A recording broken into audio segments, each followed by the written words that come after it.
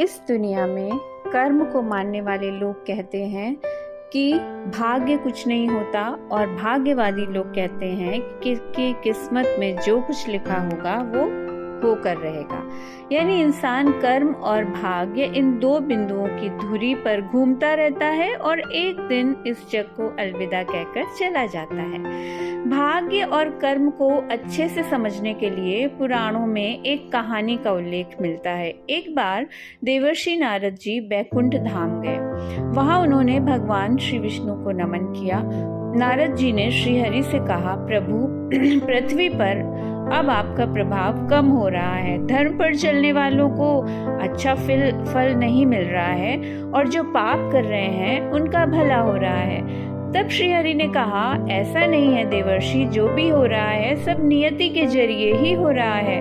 नारद बोले, मैं तो देख कर आ रहा हूँ, पापियों को अच्छा फल मिल रहा है और भला करने वाले, धर्म के रास्ते पर चलने वाले लोगों को बुरा फल मिल रहा है।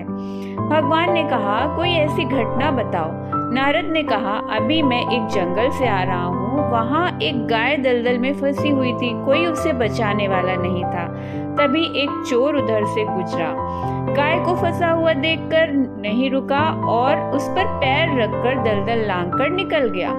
आगे जाकर चोर को सोने की मोहरों से भरी एक थैली मिली और थोड़ी देर बाद वहां से एक वृद्ध साधु गुजरा। उसने उस गाय को बचाने की पूरी कोशिश की, पूरे शरीर का जोर लगाकर उस गाय को बचा लिया। लेकिन मैंने देखा कि गाय को दलदल से निकालने के बाद वो साधु आगे गया तो एक गड्ढे में गिर गया। अब प्रभु बताइए, ये कौन सा न्याय है? नारद जी की बात सुन लेने के बाद प्रभु बोले, ये सही ही हुआ।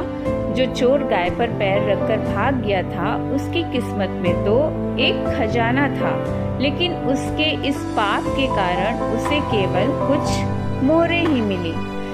वहीं उस साधु को गड्ढे में इसलिए गिरना पड़ा क्योंकि उसके भाग्य में मृत्यु लिखी थी, लेकिन गाय को बचाने के कारण उसके पुण्य बढ़ गए और उसकी मृत्यु एक छोटी सी चोट में बदल गई। इंसान के कर्म से उसका भाग्य तय होता है।